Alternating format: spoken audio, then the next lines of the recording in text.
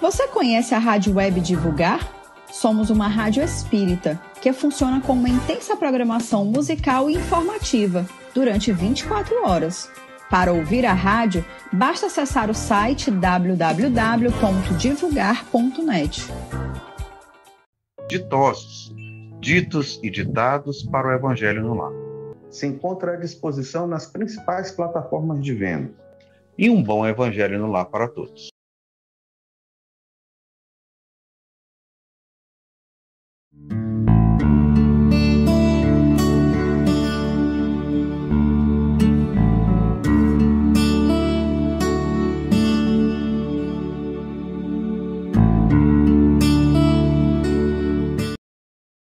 Olá, meu nome é Rosamélia Andrade Dantas, eu sou da AME Sergipe e estou aqui para fazermos esse momento junto à AME Maranhão. Vamos iniciar com o pensamento edificante. Expiremos fundo, pensamos nas oportunidades que o Cristo nos apresenta. Dentro desse pensamento, nós vamos hoje falar do pensamento de Emmanuel, psicografado por Chico Xavier. As mensagens edificantes do além não se destinam apenas à expressão emocional, mas, acima de tudo, a teu senso de filho de Deus, para que faças o inventário de tuas próprias realizações e te integres, de fato, na responsabilidade de viver diante do Senhor.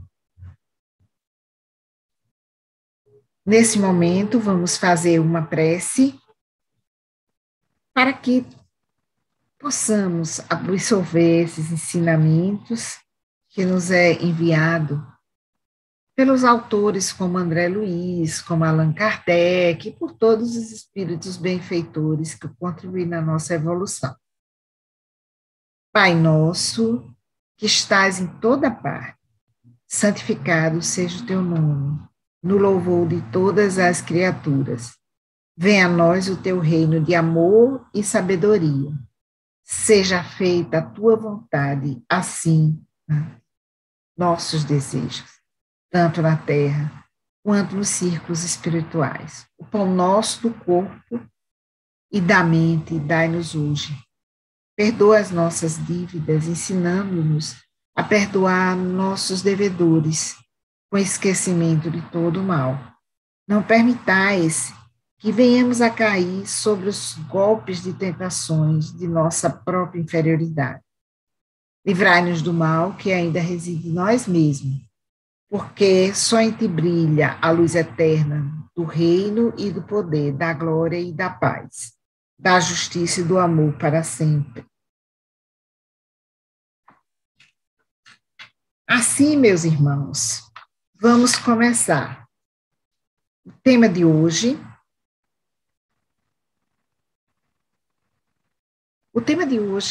são as consequências do egoísmo, vaidade, indiferença à dor alheia.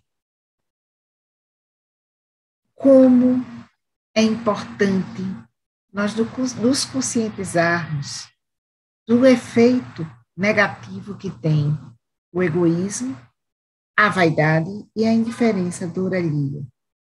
Não somente podemos pensar assim, isso vai acontecer quando eu morrer, que importa a vida futura? Mas, mesmo para aqueles que se importam com a vida aqui e com a vida futura, essas questões são questões que é importante que nós saibamos os efeitos dela aqui e lá. Então, quando nós começamos a discutir isso, uma palavra, né? Se eu não quero ser egoísta, se eu não quero ser vaidoso, se eu quero ter um entendimento maior, não quero ser indiferente à dor alheia, eu não quero ter desprezo pela dor alheia, é uma questão de compaixão, né? Essa questão da compaixão é tão importante porque, para alguns, é o ato de olhar o sofrimento à nossa volta e ter a capacidade de se afetar e tentar dar apoio, ou seja, se mobilizar, ver como ajudar. Nós vivemos hoje num tempo de transição.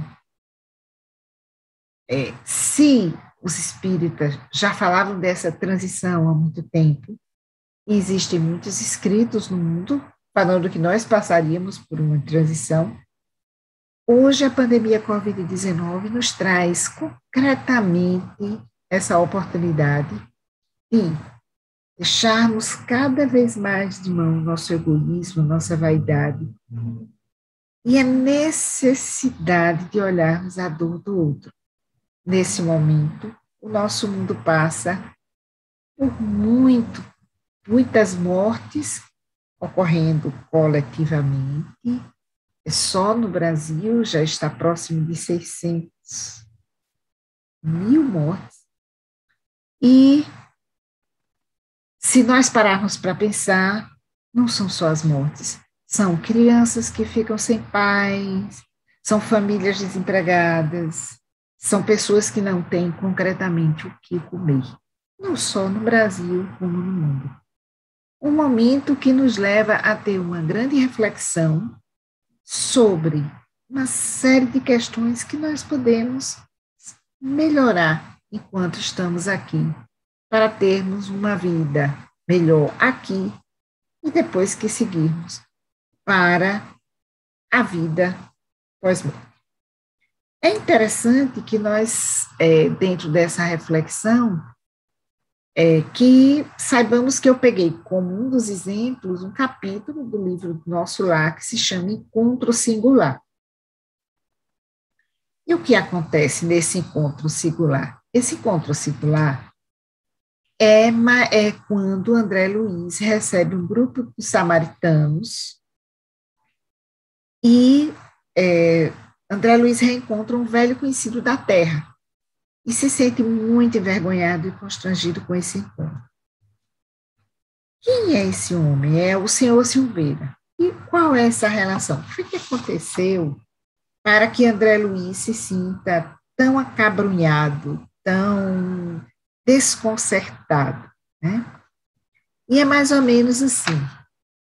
Eu vou contar como está no livro. André Luiz queria pedir desculpas, mas não conseguiu.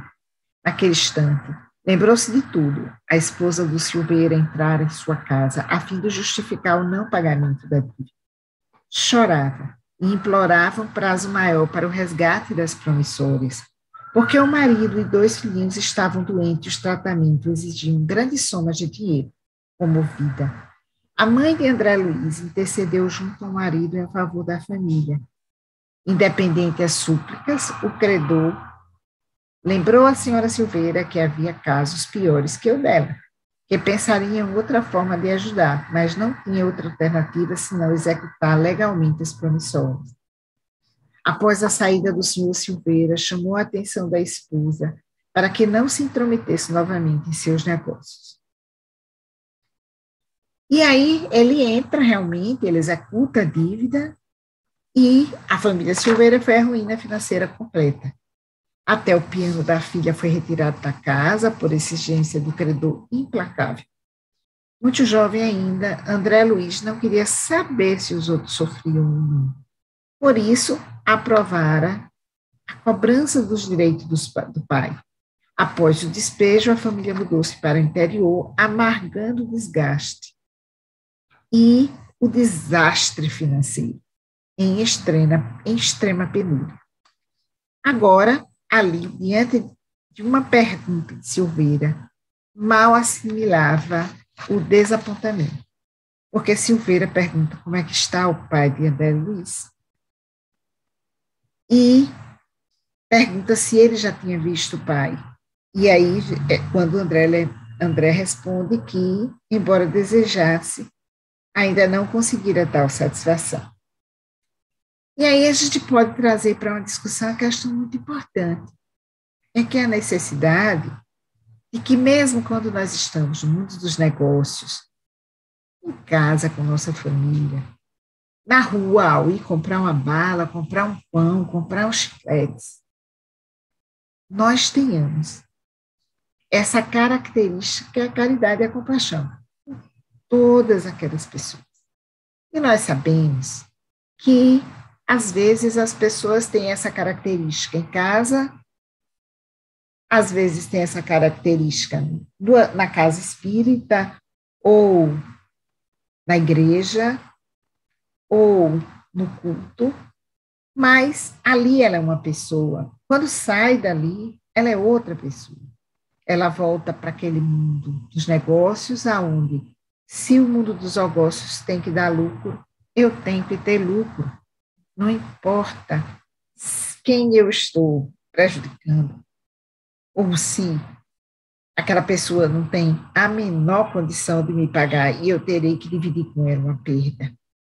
Então, é muito interessante quando a gente traz essa história de André Luiz, mostrando que esse impacto aqui provocou um impacto na vida da família daquele homem, mas também isso gera um comprometimento até futuro para o próprio André Luiz. Então, assim, não é que nós pensemos que a gente não tem que não tem que resolver todos os problemas do mundo. Nós sabemos que isso nós não conseguimos individualmente. É um processo evolutivo. Mas uma coisa é certa, a gente pode começar a se desvencilhar do peso que é ser indiferente à dor alheia. Por que isso ocorre? Por que às vezes a gente não consegue perceber sequer a dor do outro? Muito pela falta do nosso autoconhecimento, que, segundo Joana de Ângeles, é um processo importantíssimo para que nós consigamos ser melhores, um pouquinho melhores, passa por esse autoconhecimento.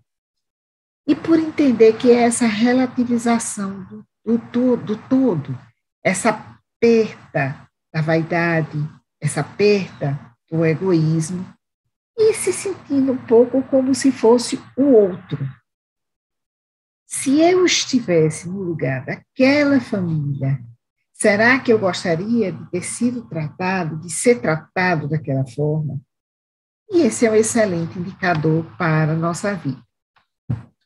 E aí, André Luiz, como eu li para vocês, ele queria se desculpar, mas ele não encontrava as frases justas, porque naquela época ele ele encorajava seu pai a consumar, enquanto sua mãe, né, pedia pela família que teria um tempo maior, né, ninguém estava um tempo maior para pagar a dívida, que eles se recuperassem a saúde, enfim. E, nesse caso, André Luiz ele vai funcionar como um ajudante do mal, né, para o mal. E aí ele até coloca, nessa época, a vaidade apossara-se dele, e ele não tinha visão, ele não tinha entendimento, ele não tinha sensibilidade para ver a dor dos outros.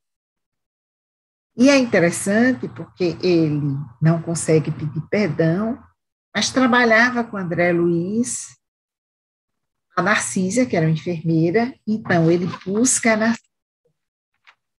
E ele tem uma frase, tem uma parte do texto, do livro, que é assim: André Luiz procurou Narcisa e contou o ocorrido. Lembrou que havia passado pela mesma situação no reencontro com aqueles a quem havia ofendido na terra. Reconhecia neles excelentes oportunidades concedidas por Deus para restabelecer a simpatia interrompida, recompondo os elos quebrados da corrente espiritual, e perguntou se ele havia aproveitado a oportunidade para se desculpar. Afinal, ele era um homem muito ocupado, o senhor Silveira, e outra chance poderia demorar. Então, isso aí, quando a gente encontra, seja aqui, seja no campo espiritual, é muito importante as oportunidades de reencontro que nós temos para pedir perdão àquela pessoa, né? Para deixar de lado a mágoa, deixar de lado a vaidade. Por quê? Porque na vida, às vezes, nós somos extremamente vaidosos. Então, às vezes, a pessoa está numa posição de comando e nos faz algo que a gente não gosta. Às vezes, a gente cria ali uma inimizade. E isso, se a gente for considerar tantos problemas que há no mundo e como é importante a gente perdoar, a gente perdoa e vai adiante. E pede perdão. Né? Se o outro, apesar que às vezes a gente tem uma inimizade, e o outro só sente a energia negativa, ele não sabe nem direito por que é que estão brigando, porque não houve de fato uma contenda. Né? Mas é importante aproveitarmos esses reencontros, essas oportunidades que a vida nos oferece aqui no além, para nós repensarmos, né? E pelo amor, a gente buscar, né, essa questão do pedido de desculpa. E aí, no livro, depois ele vai reencontrar o Silveira e pede desculpas. E muito comovido, Silveira ponderou: ora, André, quem haverá isento de faltas? Acaso poderia você acreditar que eu vivi isento de erros? Além disso, seu pai foi meu verdadeiro instrutor, devendo-lhes meus filhos e eu abençoadas lições de esforço pessoal. Sem aquela atitude enérgica que nos subtraiu as possibilidades materiais, que seria de nós no tocante ao progresso do espírito? Renovamos aqui todos os velhos conceitos da vida. Nossos adversários não são propriamente inimigos, e sim benfeitores.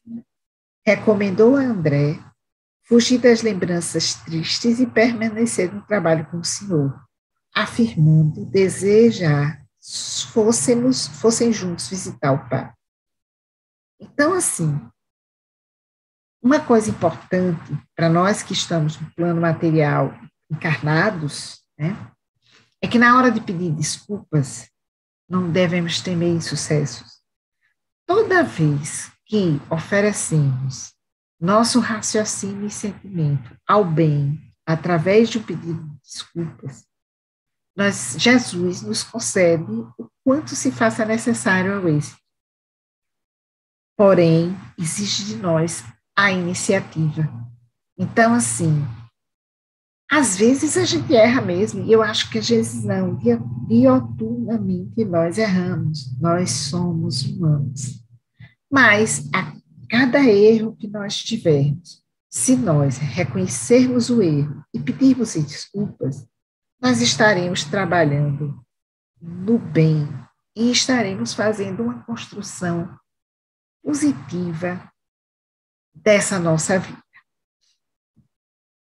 Em Lucas, capítulo 17, versículos 3 e 4, Jesus nos ensina sobre o perdão. E Jesus diz aos seus discípulos: tenham cuidado. Se o seu irmão pecar contra você, repreenda. E se ele se arrepender, perdoe. E se o seu irmão pecar contra você 7 vezes no mesmo dia, e se todas as 7 vezes ele vier e disser, estou arrependido, perdoe. Isso é muito bonito, porque assim, o perdão é algo que é difícil ser pedido. E é difícil também para nós humanos perdoar. Mas pelas palavras do Mestre, fica muito claro a necessidade desse perdão, né? A necessidade de repensar e dar uma nova oportunidade e que, segundo Jesus, é 7 vezes 7. Então, se for a cada 7 vezes, você vai novamente perdoar. Então, Jesus também abre essa claridade na nossa frente, que é a necessidade da gente perdoar. E Jesus diz aos seus discípulos, ainda no 17, sempre vão acontecer coisas que farão com que as pessoas pequem, mas ai daquele que as provoca. Seria melhor para ele ser jogado ao mar, como uma pedra de moinho, amarrada ao pescoço, do que fazer com que os meus seguidores pequem. Então, se você segue o Cristo, e que você é instado a fazer coisas negativas, isso é ainda mais complicado para quem incita a essa realização. Nós trazemos aqui 4 questões importantes sobre essa questão da necessidade de nós nos abrirmos e olharmos a dor do outro como precisamos olhar a nossa dor, como precisamos olhar como a um irmão. Porque assim, às vezes, quando a dor é no nosso filho, nós nos sentimos muito mal, né? Nosso filho está doente, é como se fosse carne na nossa carne. Só que Jesus nos deixou a orientação que amai ao outro como a si mesmo, como parte sua. Então, essa questão é muito importante. É preciso amar. É preciso aceitar as pessoas como elas são, nos seus erros, nos seus acertos. E eu trago 4 pontos para reflexão, como eu falei. Primeiro ponto é a oportunidade de, na medida que a gente pede o perdão, a oportunidade de restabelecer a simpatia. E a simpatia nada mais é do que um ritmo secreto que restabelece a comunhão entre os sentimentos. Uma pessoa simpática é uma pessoa que vibra numa dimensão acolhedora. Então, ela atrai as pessoas, né? Atrai as pessoas que estão na mesma sintonia.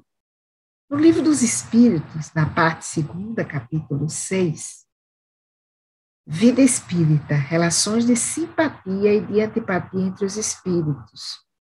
É interessante porque essa questão da simpatia e da antipatia é tão importante que ela está lá no Livro dos Espíritos. E Kardec, na questão 292, faz o seguinte questionamento: alimentam ódio entre si os espíritos?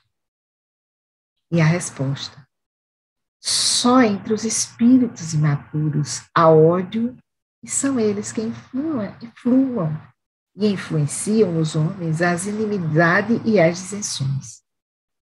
Então, assim, a gente vive num mundo que muitos de nós não veem os espíritos, não têm essa capacidade de ver os espíritos, acredita neles, mas mesmo os que não veem, devem acreditar, mais do que claro, que nós não vivemos no mundo só nós, só espíritos encarnados. Nós temos espíritos encarnados e existem espíritos desencarnados. Toda a obra de André Luiz nos deixa muito claro, nos orienta muito sobre isso. E, assim, entre nós existem os encarnados que estão num processo de evolução lento, com muitos problemas, e existe também aqueles espíritos desencarnados que estão por aqui, muitos deles influenciando realmente os homens, as inimizades e as dissensões. Quando nós estudamos o livro de Marlene Nobre, que a gente fala sobre essas interferências, muito claro. Então, a oportunidade, a necessidade que nós temos, às vezes, de, eu tenho um desafeto que morreu. É importante que a gente peça perdão a esse desafeto. Por quê? Que libere ele dessa relação, para que ele siga e que a pessoa fique aqui tentando manter e evoluindo, cada um à sua velocidade, para que esse ódio seja dissipado.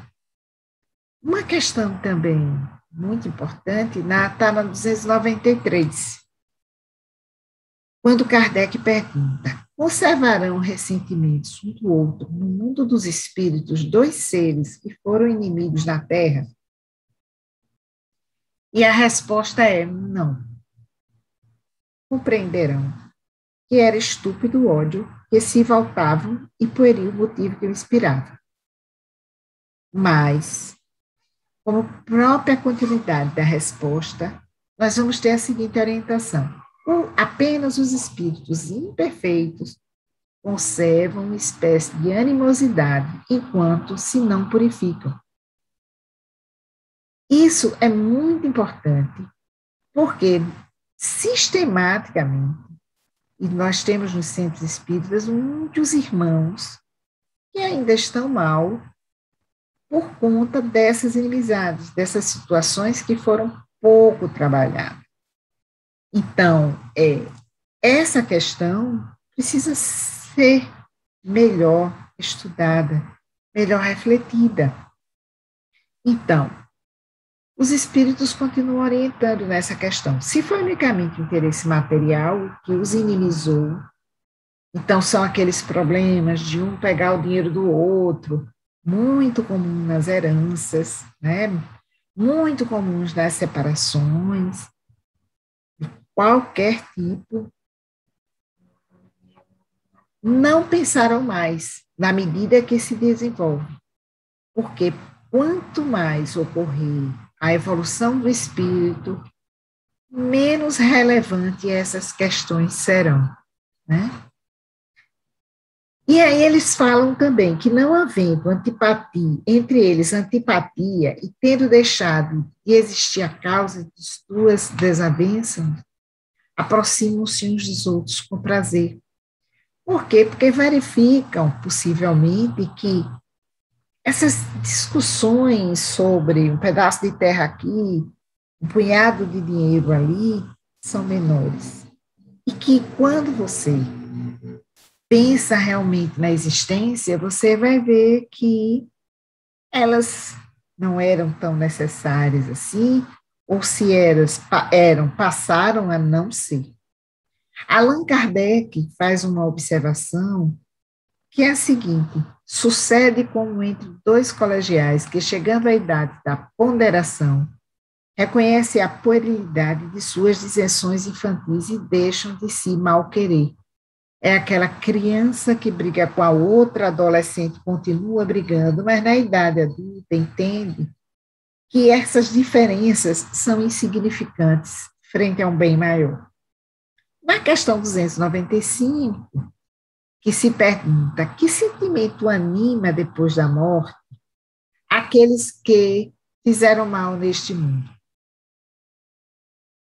Se são bons, eles vos perdoam, segundo o vosso arrependimento. Se maus, é possível que guardem ressentimento do mal que lhes fizesse e vos perseguem, até não raro em outra existência. Deus pode permitir que assim seja por castigo, por vibração. Então, nós vamos ter, né, e nós temos os casos dos obsessores. E a obsessão é algo muito interessante a ser estudada, né? E uma parte do que é descrito sobre a obsessão, e acho que na série André Luiz, psicografado por Chico Xavier, os livros de Emmanuel, também psicografado por Chico Xavier, nós vamos encontrar muito desses exemplos, né? De pessoas que, devido às desavenças, uma segue para o plano espiritual, que fica aqui para que haja um aprendizado, sofre obsessão e cria uma codependência nessa obsessão. Então, assim, é importante realmente que você tente reestabelecer essa simpatia nesse momento, estando aqui, e sempre com esse sentido, porque você está aqui, a outra pessoa está aqui, estão ambos encarnados. Pode-se se reestabelecer essa simpatia, né? E se já desencarnou, é importante também que você o perdoe, para que ele siga o caminho, e rezar para que ele o perdoe, que você peça perdão, que ele o perdoe, para que siga o caminho. Rezar bastante pedindo esse perdão, né? Uma outra questão é que, assim, inimigos vistos como benfeitores, que é a questão de que você, às vezes, toma partido, é a primeira questão, às vezes você toma partido de algo, porque é seu, eu vou tomar partido de fulano porque é meu amigo, é meu irmão, eu acredito, e às vezes você não está sendo justo com o outro, né? E isso daí, às vezes, torna você um inimigo. Mas que, graças à espiritualidade maior, às vezes o seu inimigo está sendo o seu benfeitor.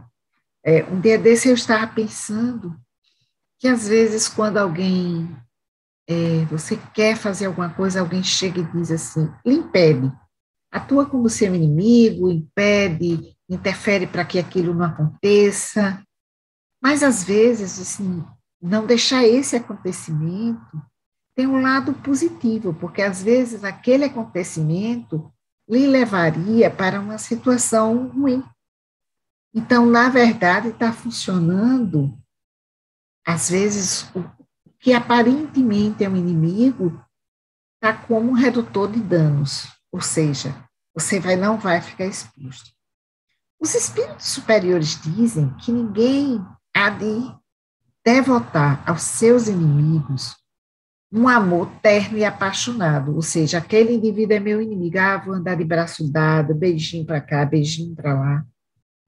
Não é isso que falam os espíritos superiores. É esclarecer que amar o inimigo significa oferecer-lhe o perdão e retribuir com o bem todo o mal que lhe causaram.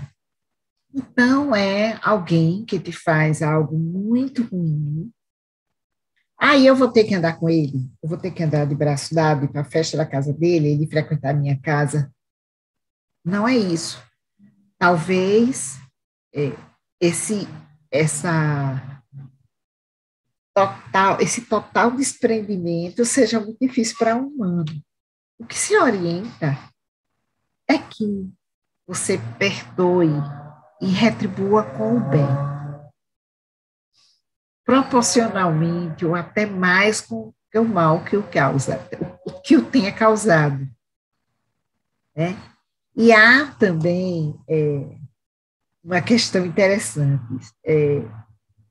dois espíritos que se retomam pelo conhecimento e pela experiência da dor, constroem uma relação, sem dúvida, que permita grandes lições na experiência, na trajetória espiritual dos envolvidos.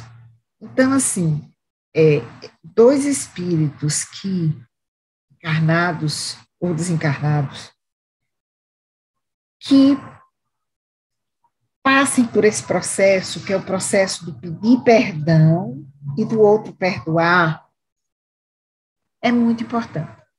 E eu nunca li qual é o tamanho do salto, mas deve ser um salto significativo com relação ao processo da evolução espiritual.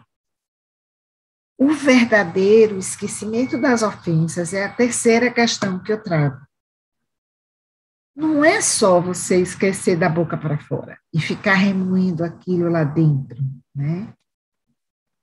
Porque quem de nós nunca se sentiu no âmago do ser o quanto é duro ser humilhado, ser perseguido ou caluniado, e muitas vezes indevidamente.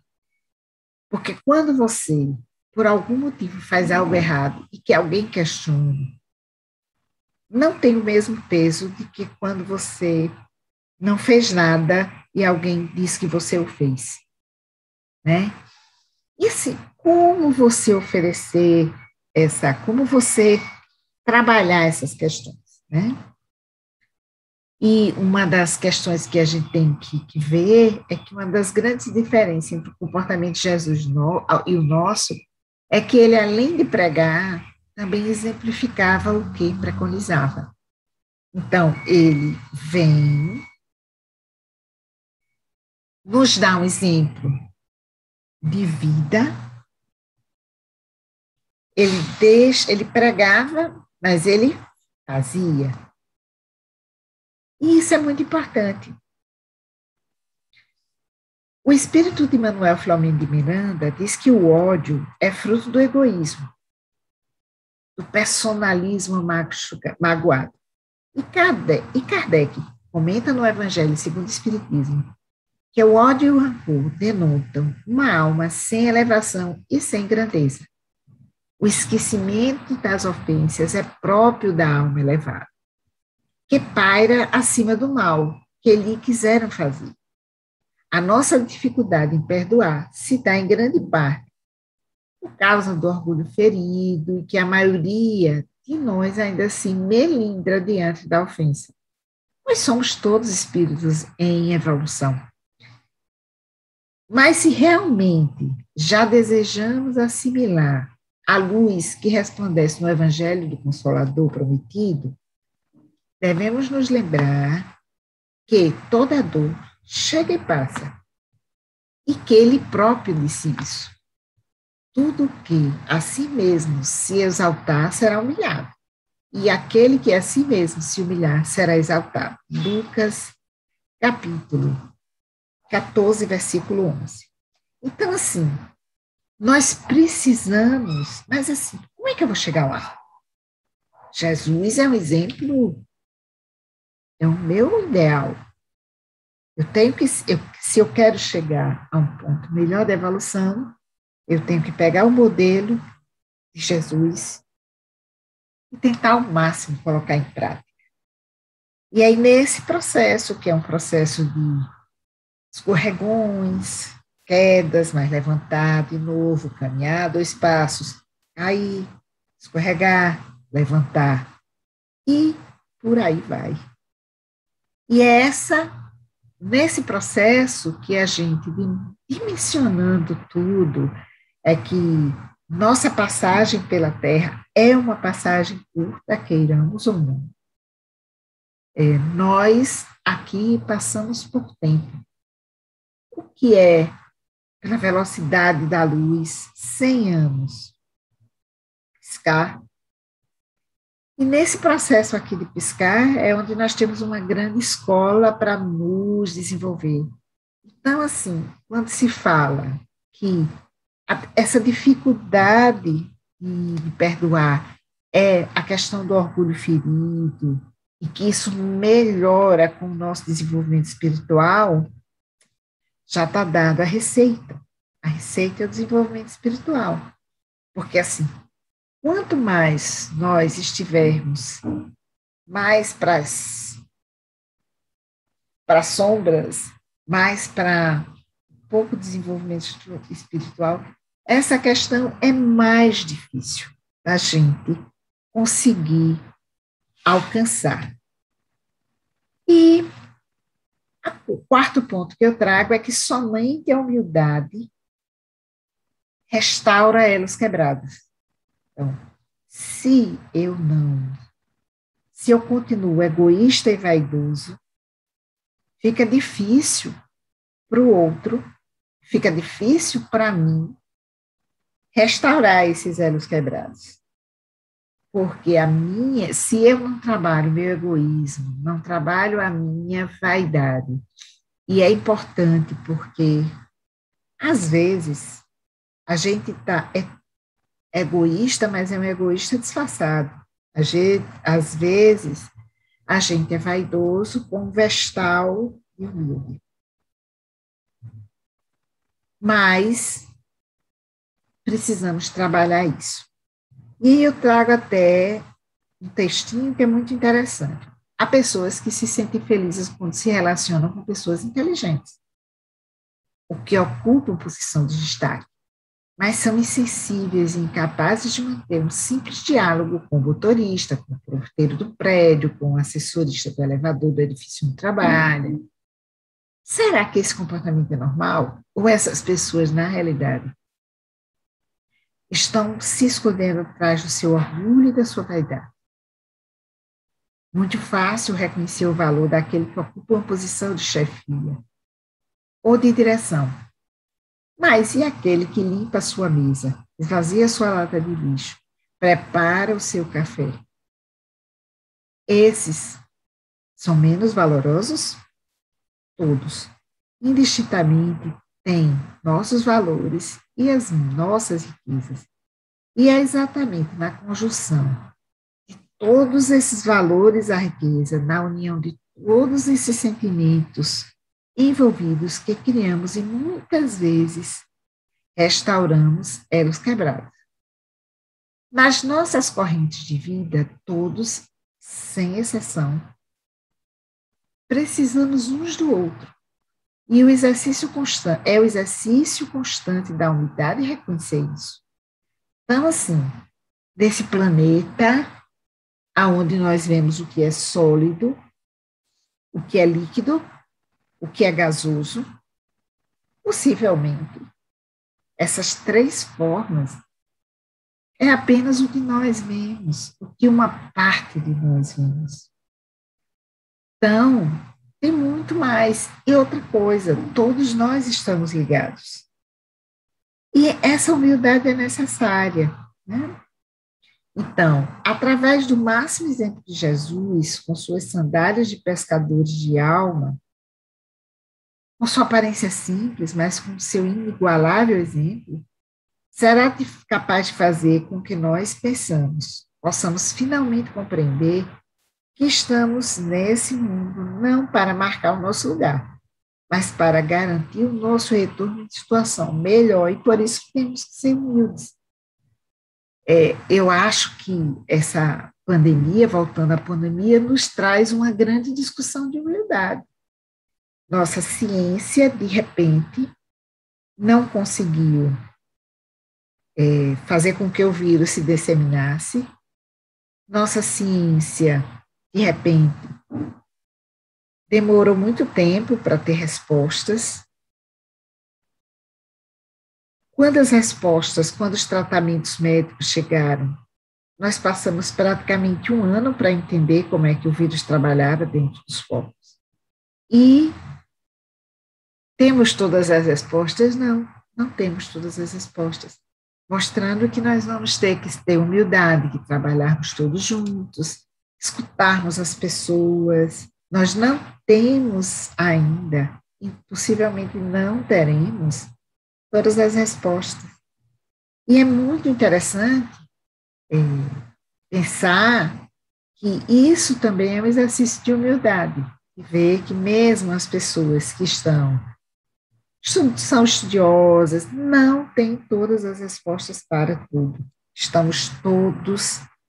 Somos todos estudantes nessa escola que é a Terra.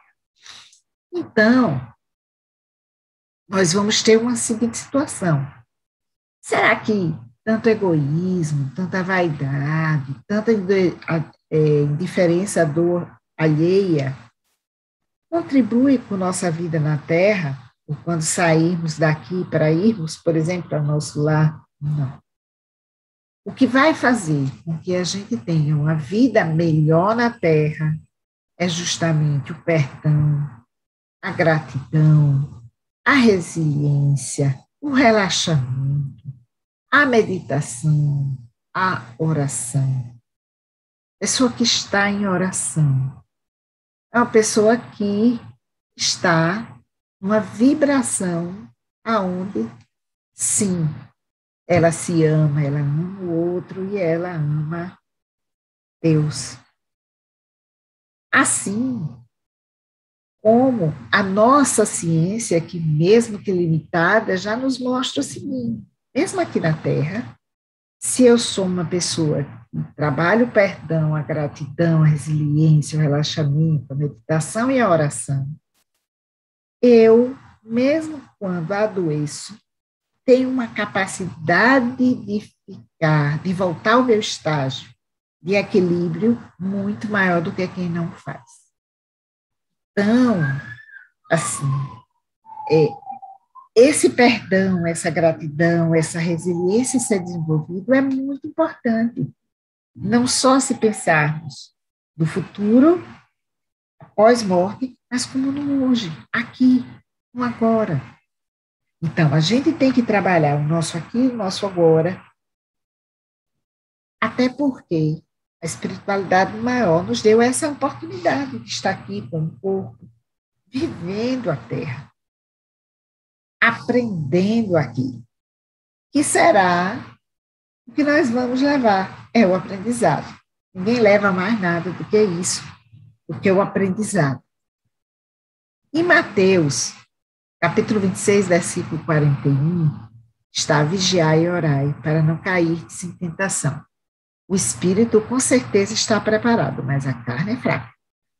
Pois, apesar dos nossos esforços para evoluir, nós temos muitos irmãos que estão num processo maior, numa dedicação maior. Ainda é fácil cairmos em tentação e sermos egoístas, vaidosos, indiferentes à dor alheia. Mas é justamente com o entendimento dessa situação e dos impactos dela, o impacto de ser egoísta, o impacto de ser vaidoso, o impacto de ser indiferente à dor alheia, que tem processo de adoecimento nesta vida e que impacta também após a morte, porque você leva todo esse peso, tudo que você fez para ser trabalhado, e às vezes você tem processos de adoecimento, inclusive após o desencarne. Então, eu quero agradecer a todos a experiência e mais uma vez dar essa palestra, que é muito importante para meu processo evolutivo. Espero que vocês tenham aproveitado, que a espiritualidade maior tenha transformado a minha voz num instrumento de pequenas gotas de contribuição. E para concluir, vamos fazer a prece 79, o Evangelho segundo o Espiritismo, pelos doentes. Meu Deus, são impenetráveis os teus desígnios, e na tua sabedoria entendeste de afligir os irmãos pelas mais diversas enfermidades. Lança, eu suplico, um olhar de compaixão sobre os seus sofrimentos e digna-te de pôr-lhes termo. Com os espíritos, ministros do Onipotente, secundai, vos peço, o meu desejo de aliviá-lo. Encaminhai o meu pensamento, a fim de que vá derramar um bálsamo salutar em seu corpo e a consolação em sua alma. Inspirai-lhe a paciência e a submissão à vontade de Deus. Dai-lhe a força de suportar suas dores com resignação cristã, a fim que não perca o fruto desta prova. Que assim seja. Agradeço aos participantes da AME Maranhão, da sua diretoria, e também ao senhor Raimundo pelo apoio técnico. Muito obrigada.